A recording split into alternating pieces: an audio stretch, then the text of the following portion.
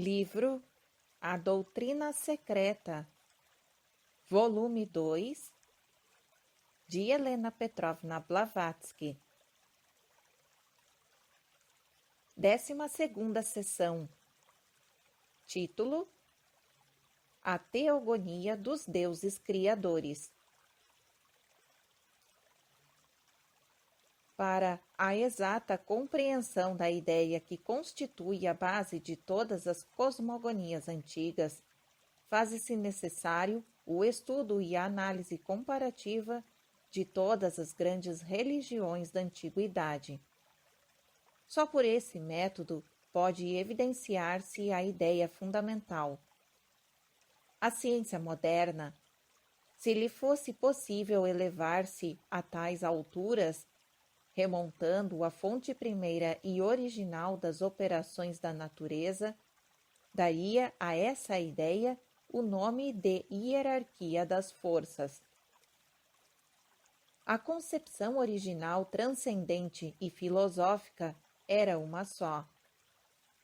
Mas, como no decorrer das idades, passaram os sistemas a refletir cada vez mais as idiosincrasias dos povos, e como estes, separando-se, vieram a formar grupos distintos, cada qual evolucionando segundo a tendência particular de sua nação ou tribo, a exuberância da imaginação humana acabou por lançar, pouco a pouco, um véu sobre a ideia fundamental. Enquanto alguns países, as forças, ou melhor, aos poderes inteligentes da natureza, eram tributadas honras divinas, nem sempre pertinentes em outros, como na Europa de nossos dias e nos demais países civilizados. A só ideia de que tais forças sejam dotadas de inteligência é tida por absurda e declarada anticientífica.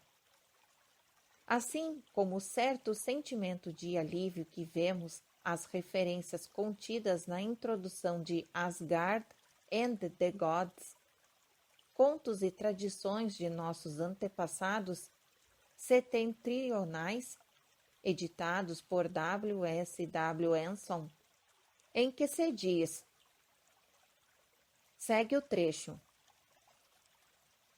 Se bem que na Ásia Central ou nas margens dos Indus, no país das pirâmides, nas penínsulas gregas e itálicas, e até mesmo no norte, onde os celtas, teutões e eslavos viveram errantes, as concepções religiosas do povo assumissem formas distintas, suas origens comuns é, não obstante, ainda reconhecível.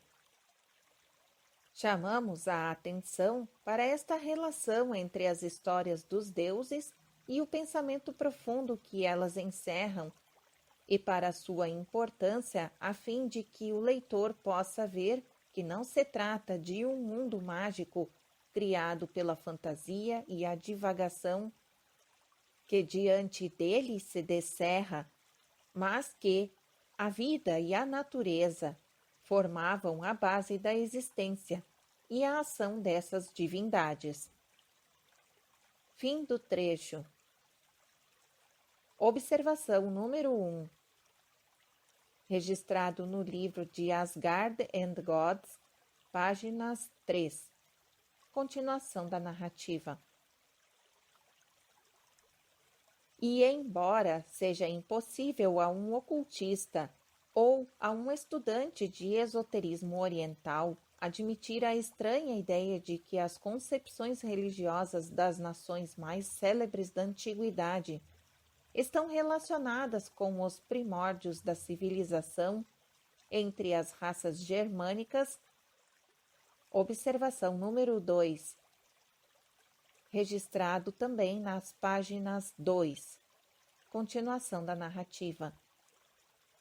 Não deixa de ser agradável ver expressas verdades como esta.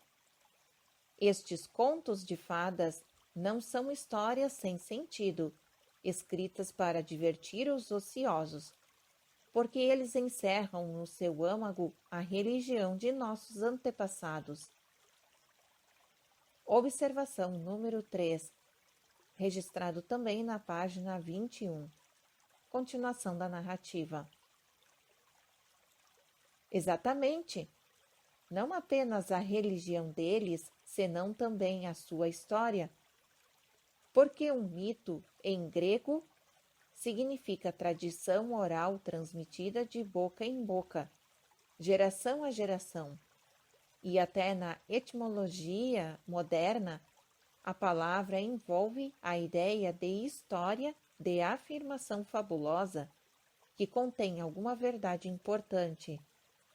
A história de algum personagem extraordinário, a cuja biografia a fecunda imaginação popular emprestou um exagerado desenvolvimento por efeito de uma veneração ao longo de sucessivas gerações, mas que não é totalmente uma fábula. Como nossos antepassados, os primitivos ários, cremos firmemente na personalidade e inteligência de mais uma força produtora dos fenômenos da natureza.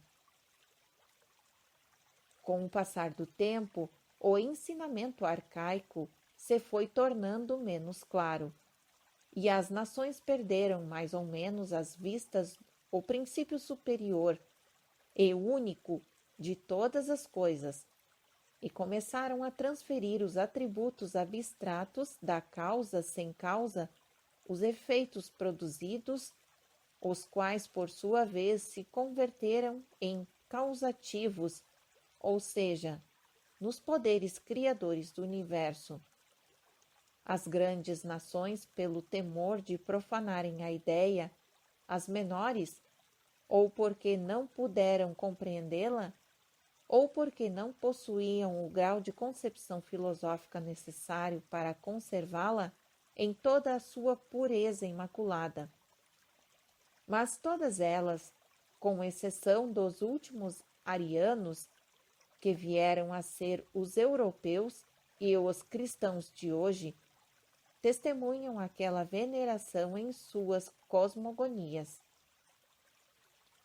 Conforme o assinala Thomas Taylor, observação número 4, veja-se em The Monthly Magazine, em abril de 1797.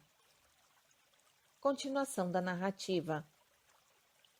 O mais intuitivo de todos os tradutores dos fragmentos gregos, nenhuma nação concebeu jamais o princípio único como criador imediato do universo visível, pois nenhum homem de juízo são, ao admirar um edifício, pensará que foi construído pelas próprias mãos do arquiteto que o projetou.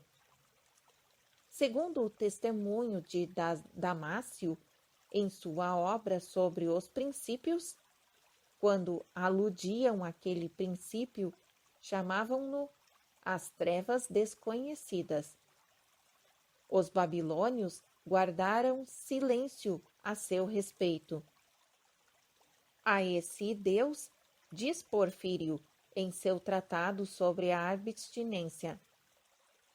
Observação número 5. Com relação à abstinência das coisas vivas. Continuação da narrativa. Que está acima de todas as coisas, não se devem dirigir nem palavras articuladas, nem pensamentos internos. Exídio principia sua teogonia com estas palavras: o caos foi criado antes de todas as coisas. Observação número 6. Aqui a autora inicia a frase com alguns símbolos, que não foram possíveis traduzi-los. Em seguida apresenta capítulo 1, página 166. E segue o texto. Sendo considerado na antiguidade como significando foi gerado, e não simplesmente foi.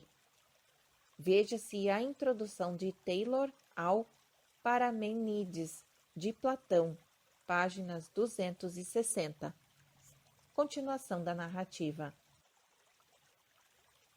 Dando assim a entender que a sua causa ou o seu criador deve ser deixado em respeitoso silêncio. Homero, em seus poemas, não remonta além da noite, que é reverenciada por Zeus. Todas as teologias da antiguidade, assim como as doutrinas de Pitágoras e Platão, dizem que Zeus, ou o artífice imediato do universo, não é o Deus Supremo, do mesmo modo que o Sir Christopher Wren, em seu aspecto físico e humano, não é a mente nem que nele reside e que produziu as grandes obras da arte. Por tudo isso, Homero guarda silêncio, não só a respeito do princípio primeiro, mas também quanto a aqueles dois princípios que vêm imediatamente depois, o éter e o caos de Orfeu, e de Isídio, o finito e o infinito de Pitágoras e de Platão. Observação número 7. É a confusão entre o finito e o infinito que foi objeto dos sarcasmos de Kapila em suas discussões com os iogues brahmanes que pretendem ver ser supremo em suas visões místicas. Continuação da narrativa. Sobre o princípio superior, diz Proclo, que é a unidade das unidades, que está além do primeiro a fita, mais inefável que o silêncio absoluto, e mais oculto que a essência absoluta, oculta entre os deuses inteligíveis. Observação número 8. Registrado em Ibdi. Continuação da narrativa. Algo mais poderia acrescentar-se ao que se escreveu Thomas Taylor em 1797, a saber, que os judeus não parecem terem ido além do artifício imediato do universo, pois que Moisés se referia às trevas que cobriam a face do abismo, não insinuando sequer que a sua existência tivesse uma causa. Observação número 9. Veja-se o artigo de Thomas Taylor em Monthly Magazine, citado no Pamphonist de fevereiro de 1887, edição de T. M. Johnson, e também MST, Osceola, Missouri. Continuação da narrativa. Em sua Bíblia, obra puramente esotérica e simbólica, nunca os judeus degradaram a sua divindade metafórica tão profundamente quanto o fizeram os cristãos, aceitando Jeová como seu Deus único, vivente e, no entanto, pessoal. O princípio primeiro, ou melhor, o princípio único, era chamado o Círculo do Céu, e simbolizado por um hierograma de um ponto dentro de um círculo ou de um triângulo equilateral, o ponto representando o Logos. Assim, no Rig Veda, onde Brahma não é sequer nomeado, a cosmogonia começa com Hiran Yagarbha, o ovo áureo, e Prajapati, mais tarde Brahma, de quem emana todas as hierarquias de criadores. A mônada, ou ponto, é a origem e a unidade de onde decorre todo o sistema numérico. Este ponto é a causa primeira. Mas aquilo de que emana, ou antes, de que é a expressão, ou o logos, é deixado em silêncio. Por sua vez, o símbolo universal, o ponto dentro do círculo, não era ainda o arquiteto, mas a causa do arquiteto. E o último estava para com essa causa precisamente na mesma relação que o ponto para com a circunferência do círculo, relação, segundo Hermes Trismegisto, não pode ser definida. Porfírio mostra que a mônada e a díada de Pitágoras são idênticas ao infinito e ao finito de Platão no Filibus, ou ao que Platão chama observação. Aqui, a autora apresenta alguns símbolos que não foi possível traduzir. Continuação da narrativa. Só a última, a mãe, é que é substancial, sendo a primeira a causa de toda a unidade e a medida de todas as coisas. Observação número 10. Registrado no livro A Vitória de Pitágoras, página 47. Continuação da narrativa. Mostrando-se assim que a díada Mula Prakriti, o véu de Parabrahman, é a mãe de Logos e ao mesmo tempo sua filha, isto é, o objeto de sua percepção, o produtor produzido e a causa secundária do mesmo. Segundo Pitágoras, a mônada retorna ao silêncio e às trevas, tão logo ela desenvolve a tríade da qual emanam os 7 números restantes dos 10 que são a base do universo manifestado. A mesma coisa se vê na cosmogonia escandinava. Segue um trecho agora. No princípio, havia um grande abismo, o caos. Nem o dia, nem a noite existiam. O abismo era Ginnungagap, o oceano iante, sem princípio nem fim. O Pai de tudo, o incriado, o invisível, morava nas profundezas do abismo, o espaço.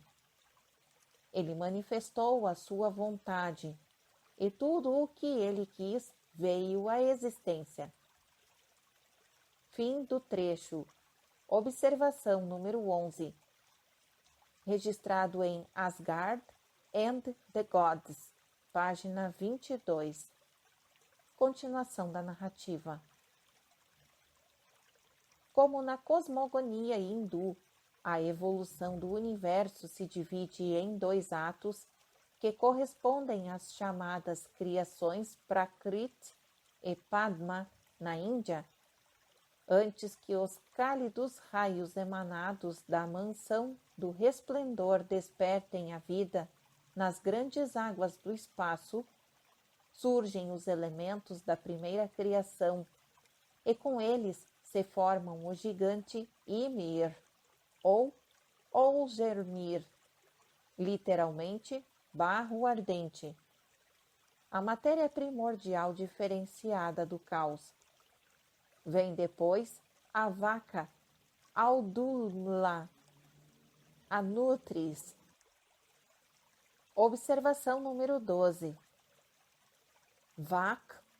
A vaca melodiosa, que produz o alimento e a água, que nos proporciona o alimento e a subsistência, como se diz no Rig Veda. Continuação da narrativa.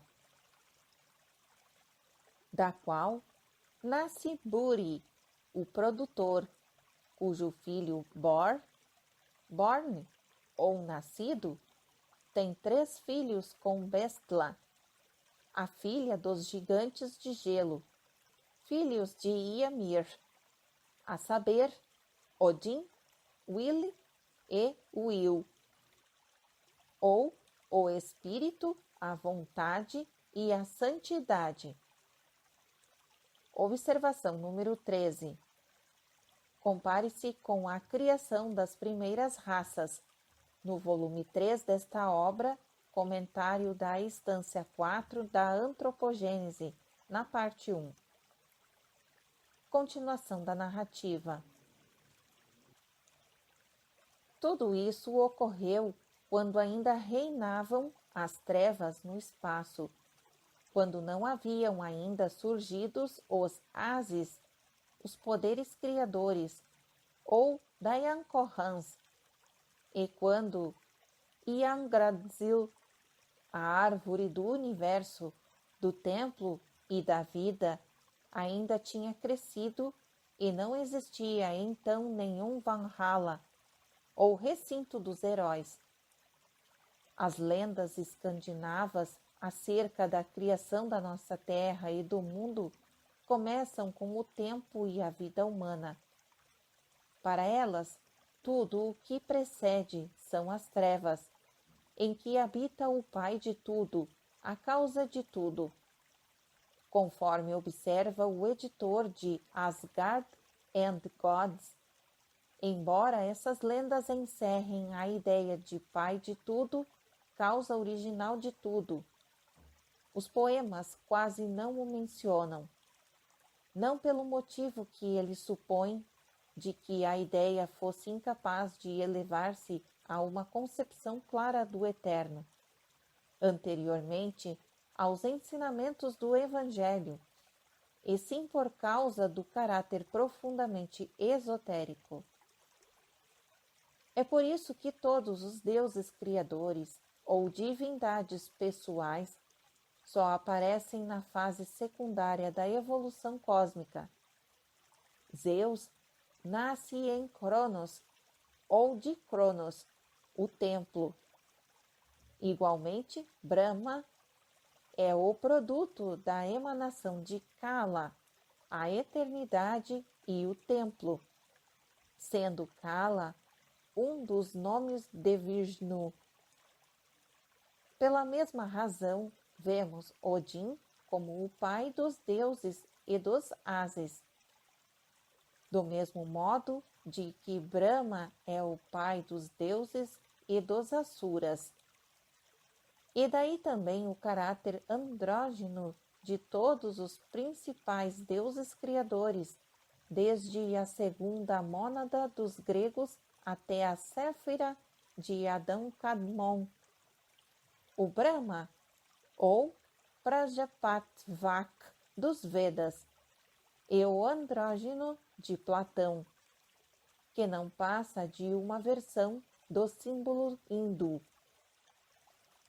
A melhor definição metafísica da teogonia primitiva, segundo as ideias dos Vedantinos, encontra-se nas notas sobre o Bhagavad Gita de Tisubaram.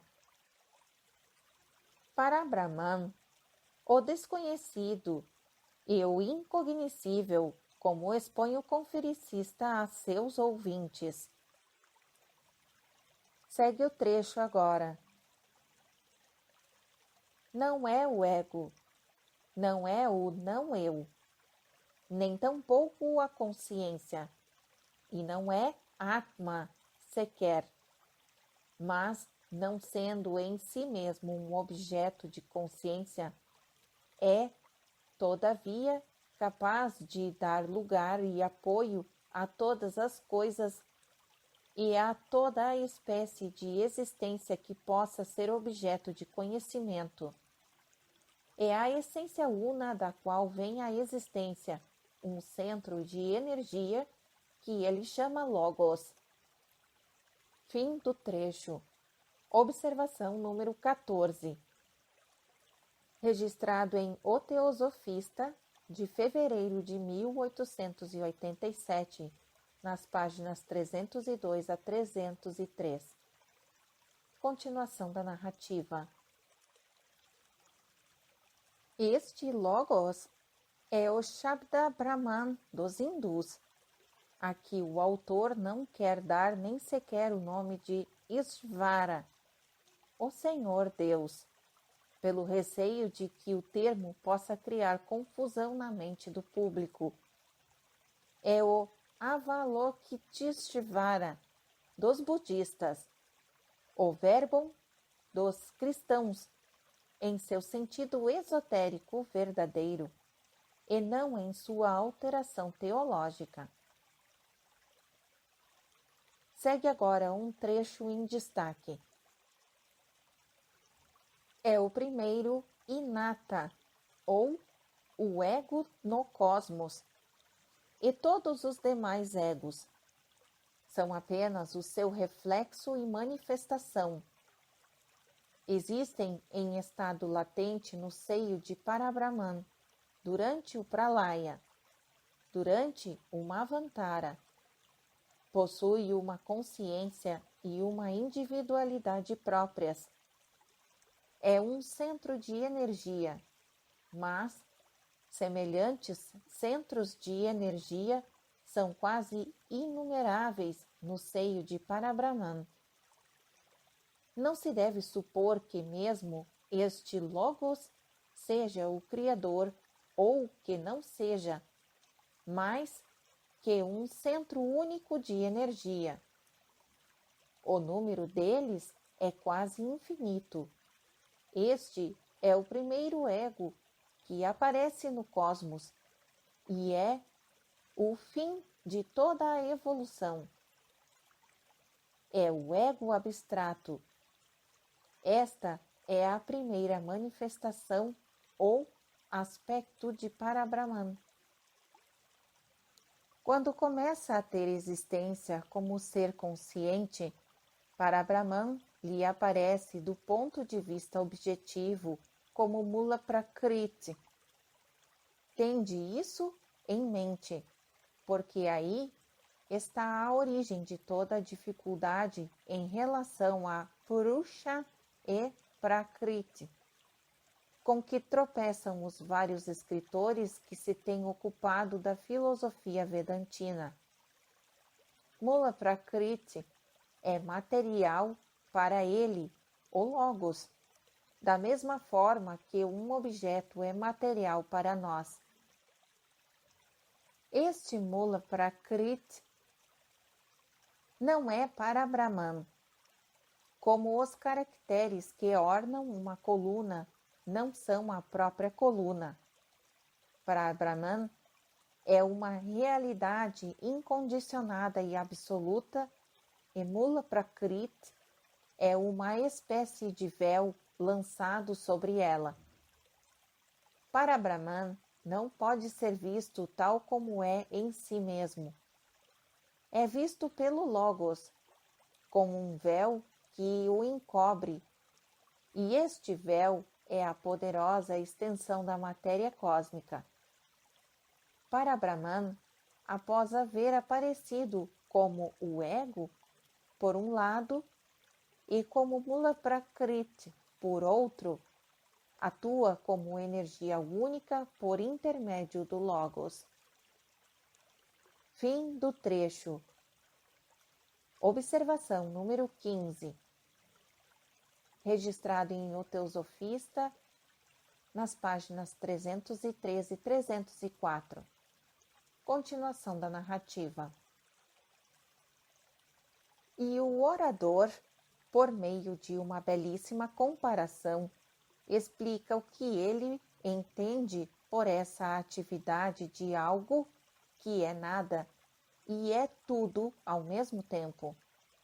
Assemelha o Logos ao Sol, que irradia a luz e o calor, mas cuja energia, a luz e o calor, existe sob uma forma desconhecida no espaço, e ele se difunde somente como luz e calor visíveis, não passando o Sol de seu agente. Esta é a primeira hipótese triádica. Forma-se o quaternário com a luz vivificante vertida pelo Logos. Os cabalistas hebreus apresentam a ideia de um modo que esotericamente é idêntico ao vedantino.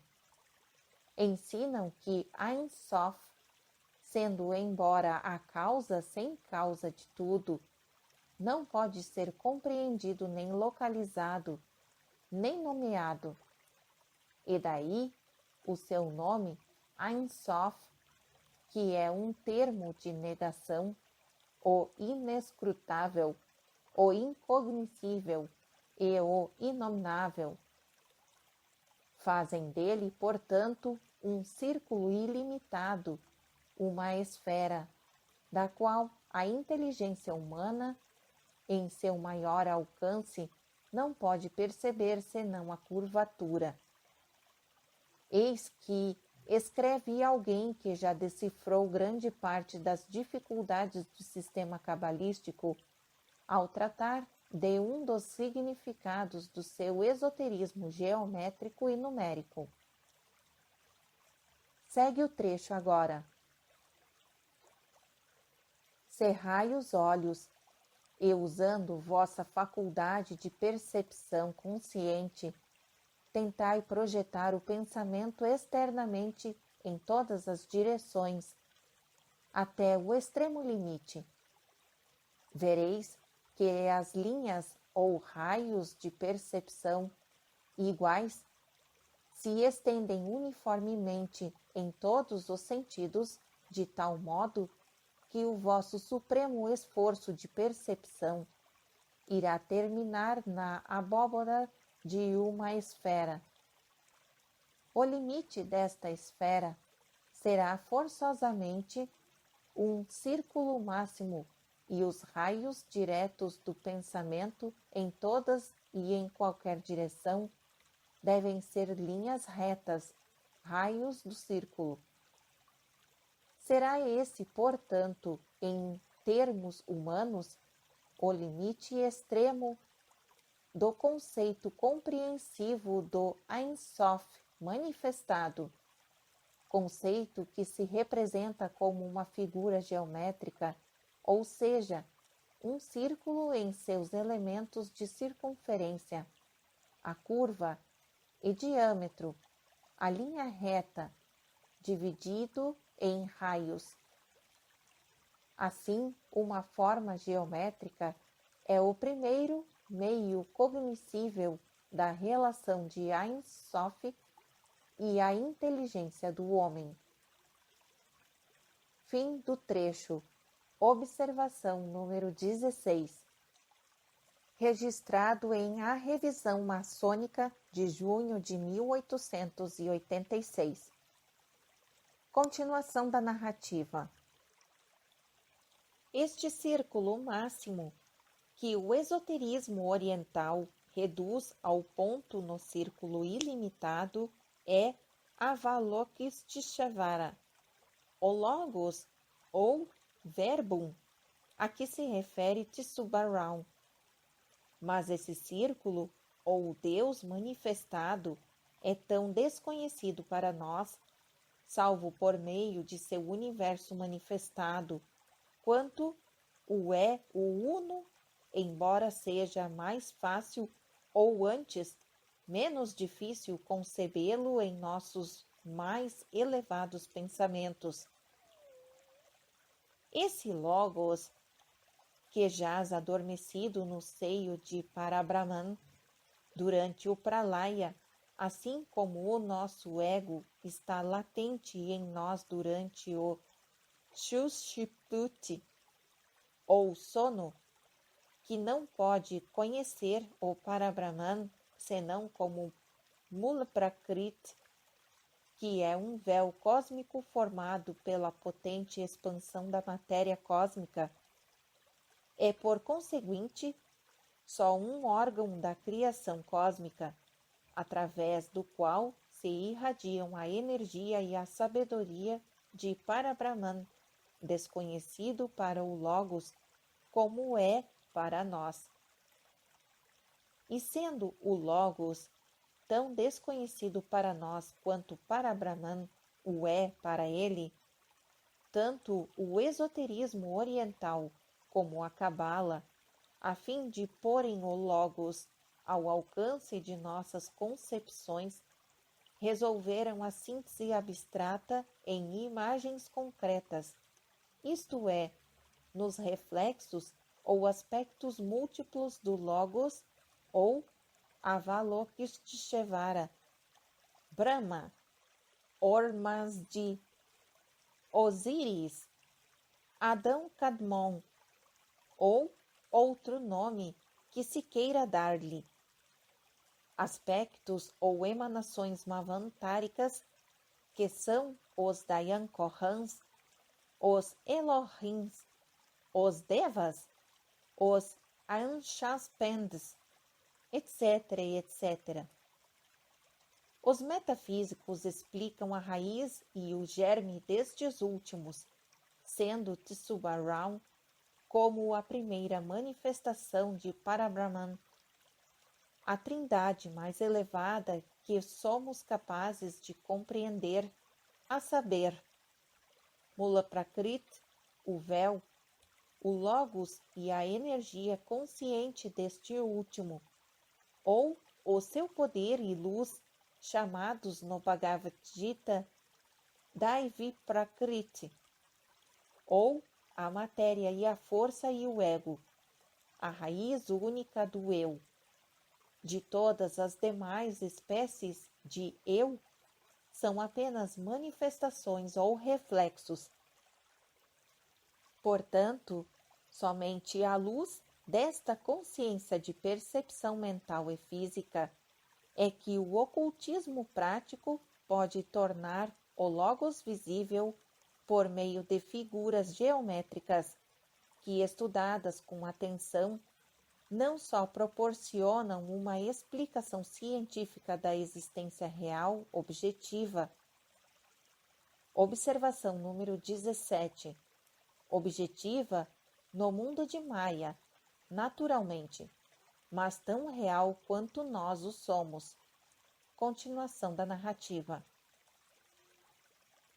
Dos 7 filhos da Divina Sofia, que é esta luz de Logos, mas também mostram, com o auxílio de outras chaves ainda não descobertas, que em relação à humanidade, os 7 filhos e suas inumeráveis emanações, centros de energia personificados, são uma necessidade absoluta.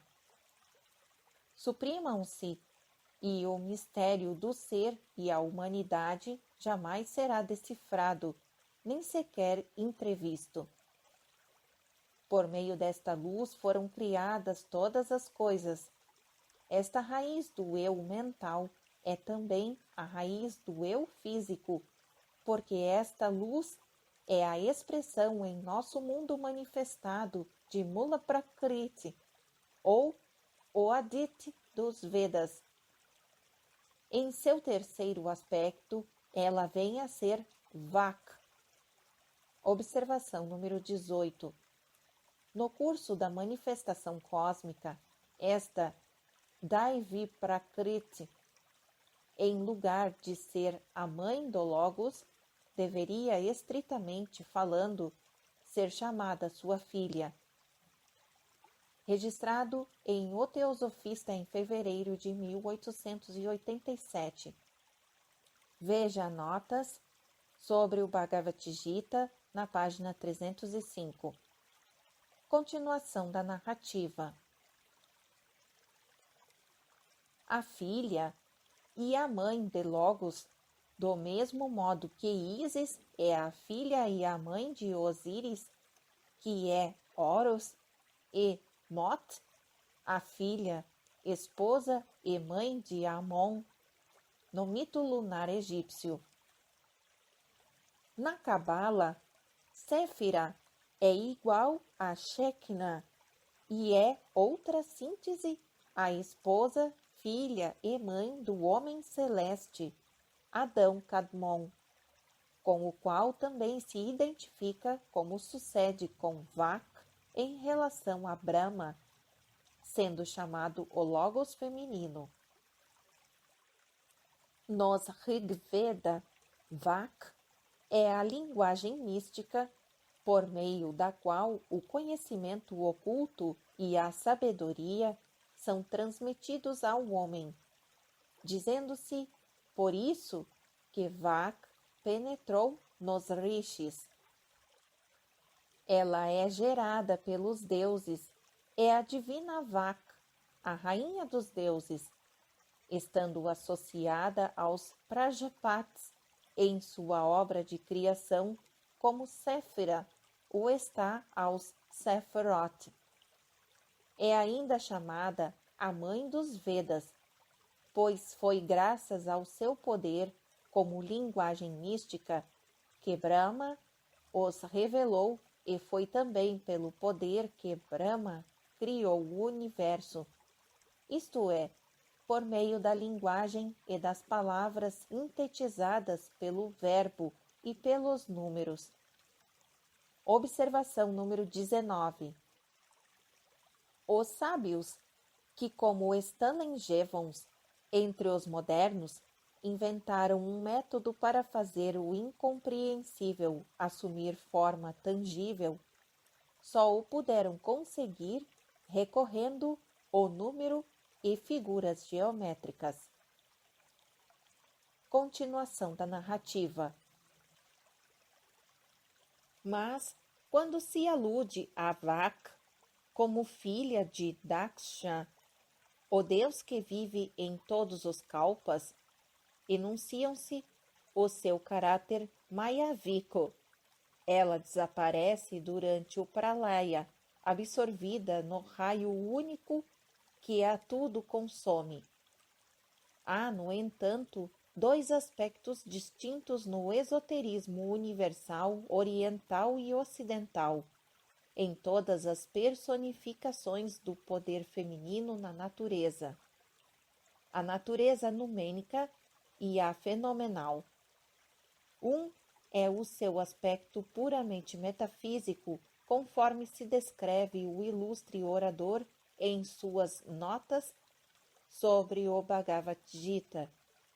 O outro é terrestre e físico, e ao mesmo tempo divino, do ponto de vista da concepção prática humana e do ocultismo.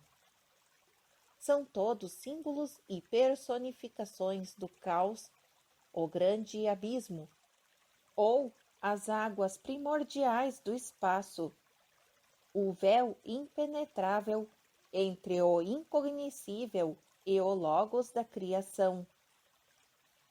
Pondo-se em relação com Vak por meio de sua mente, Brahma, o logos, criou as águas primordiais. O Katha Upanishad se expressa ainda mais claramente. Segue o trecho. Prajapat era este universo.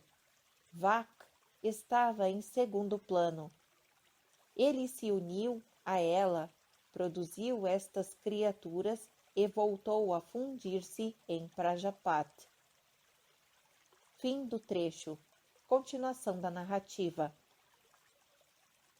Isso relaciona Vak e Séfira com a deusa Kalhan Win, a Mãe Misericordiosa, a voz divina da alma, até mesmo no budismo exotérico, com o aspecto feminino de Kalhan Shai Win, o Logos, o Verbos da criação, e ao mesmo tempo com a voz que é audível ao iniciado, segundo o budismo esotérico.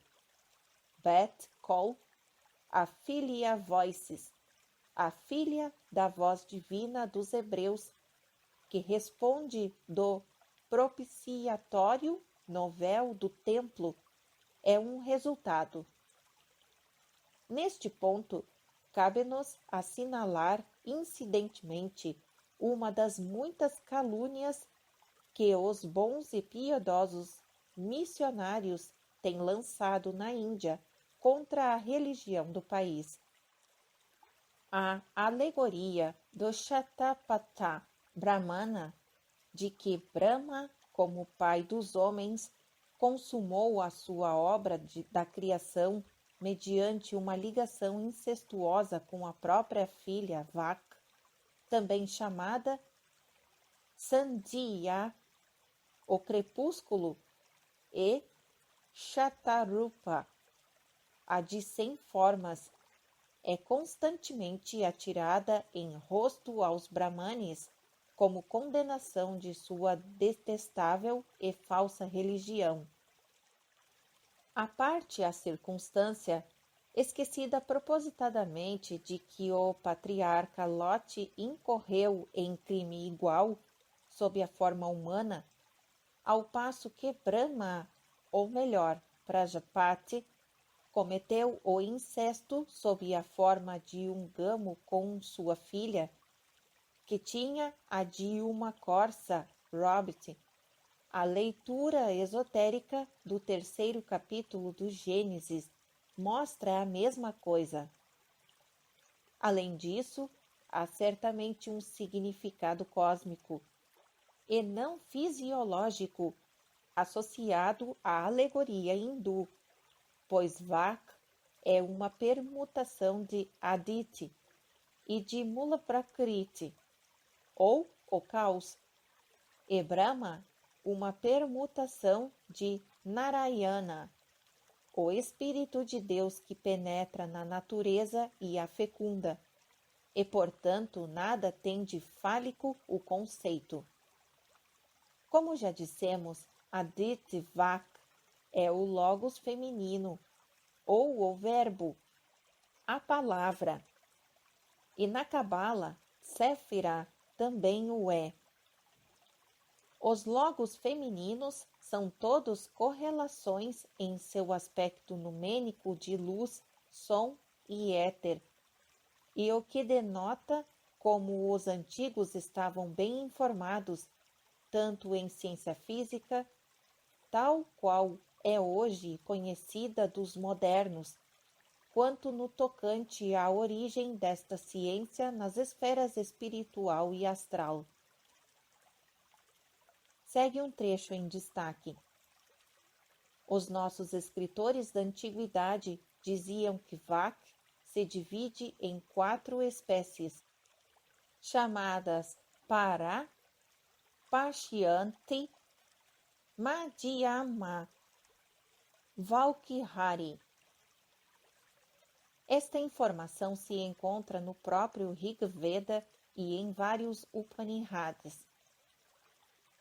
Valkihari, Vak, é a nossa linguagem articulada. Fim do trecho. Continuação da narrativa. É o som, a palavra, aquilo que se faz compreensível e objetivo para um de nossos sentidos físicos e pode submeter-se às leis da percepção. Portanto, segue um trecho agora em destaque. Cada espécie de Vaikhari, Vak, existe em Madhyama, Prishanti e, finalmente, em sua forma Para. A razão pela qual este Pranava é chamado Vak. Observação número 20. Pranava, Om, é um termo místico que os yogis pronunciam durante a meditação.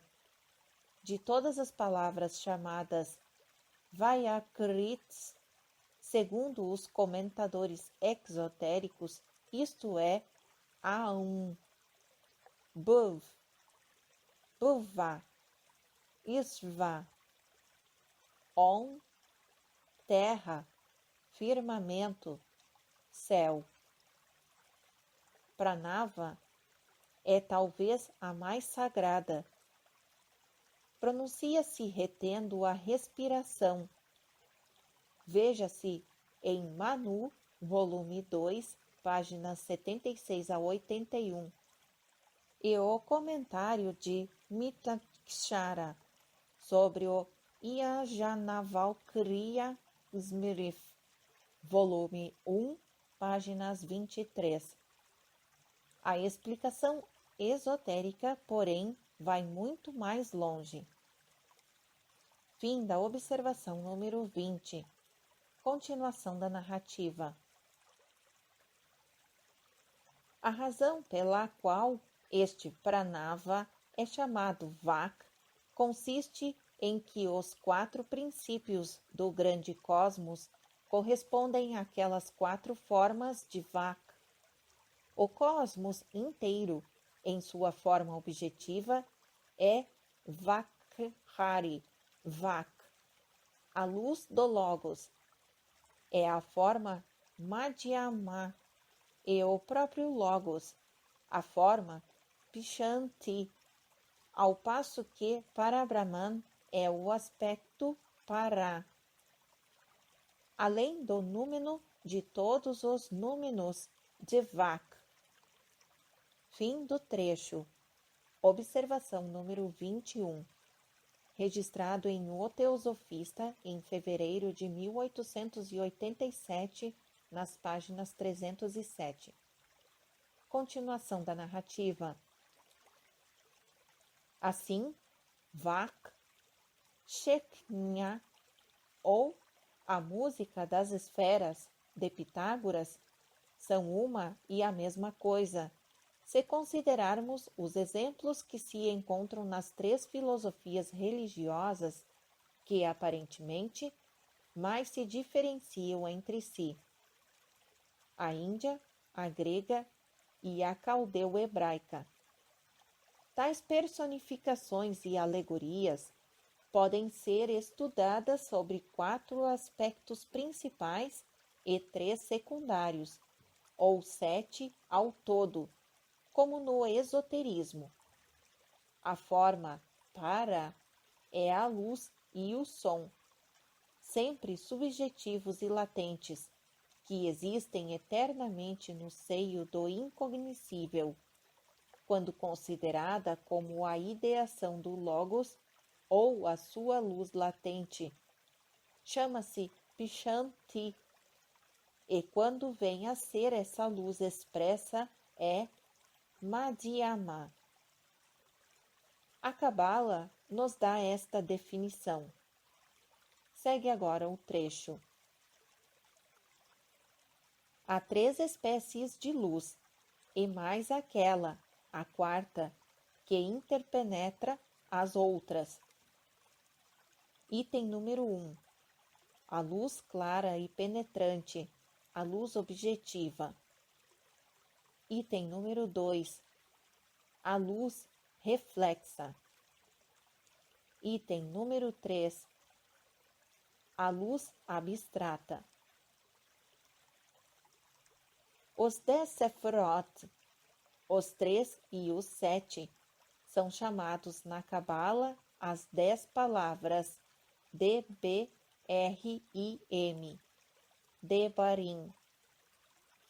Os números e as emanações da luz celeste, que é ao mesmo tempo Adão Kadmon e Sefira, Prajapat Vak ou Brahma.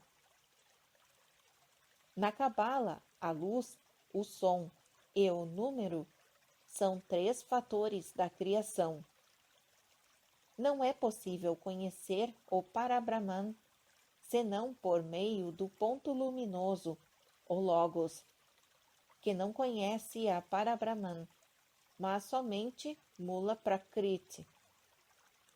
De igual modo, Adão Kadmon só conhece a Shekinah, embora seja este o veículo de Ein Sof.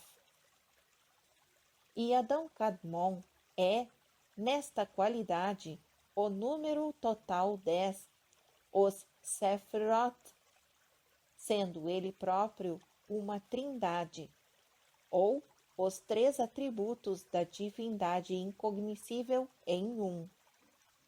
Observação número 22. Esta trindade é representada alegoricamente como os 3 passos de Vishnu, significando, pois o exoterismo considera Vishnu como o infinito, que de Parabrahmanam emanaram Mula Prakriti Purusha, o Logos e Prakriti, as 4 formas de Vak, incluindo a própria Vak como síntese. E na Cabala, Ein Sof, Shekhna, Adão Kadmon e Sefra, as 4 ou os 3 emanações são distintas e contudo unas. Fim da observação número 22.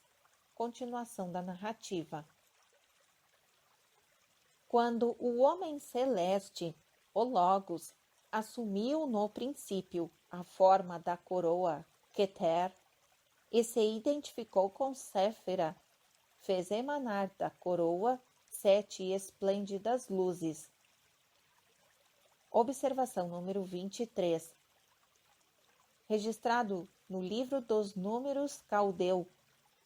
Na Cabala corrente, o nome Jeová substitui o de Adão Kadmon. Continuação da narrativa. Formando assim o total de 10.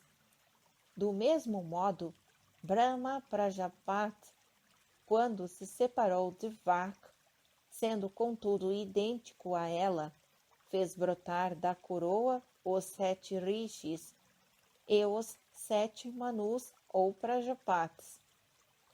No exoterismo, encontraremos sempre 10 e 7, quer se trate de Séfira ou de Prajapati. Na versão esotérica, 3 e 7 se perfazem 10. Somente quando se dividem em 3 e 7 na esfera manifestada, formam o círculo com uma linha cortada no meio, o andrógeno, e o círculo redondo sem nenhum símbolo no meio, ou a figura X manifestada e diferenciada.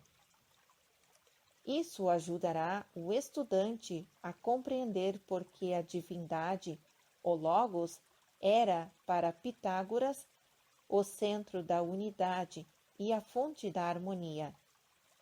Dizemos que esta divindade era o Logos, e não a mônada que habita na solidão e no silêncio, porque Pitágoras ensinava que a unidade, sendo indivisível, não é um número.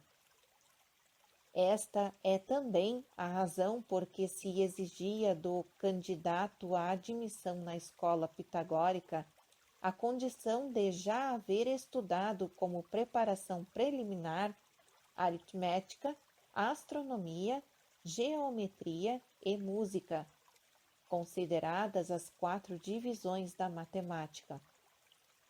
Observação número 24.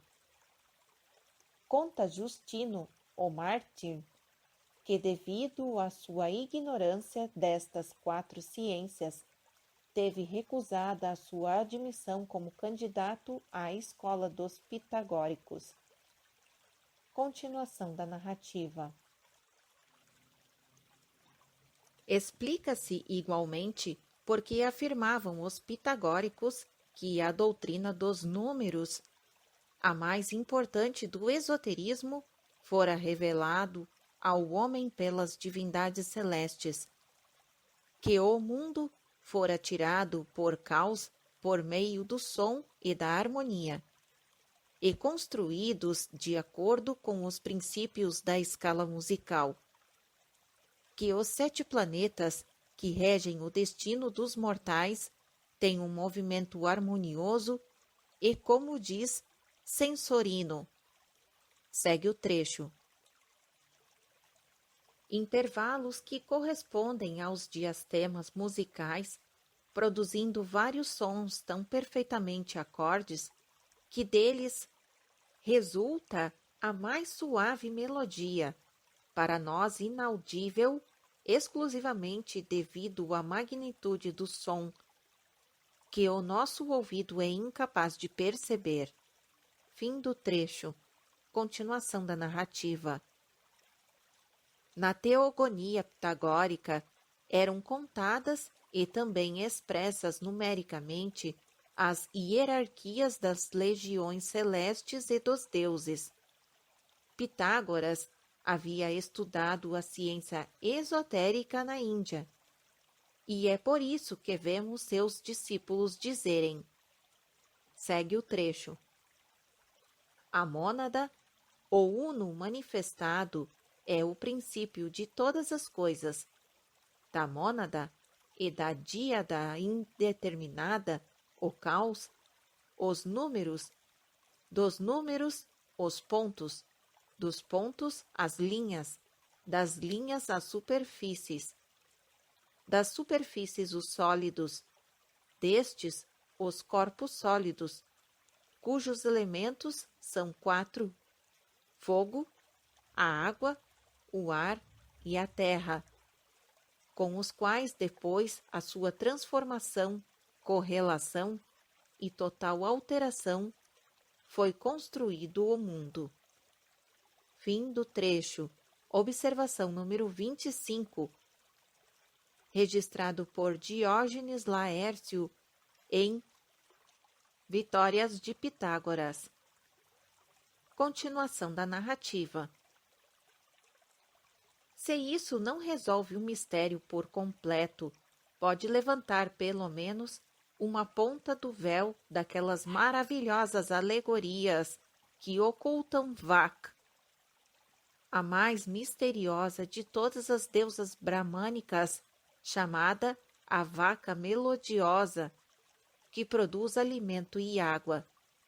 A terra, com todos os seus poderes místicos, e também aquela que nos proporciona alimento e subsistência, a terra física.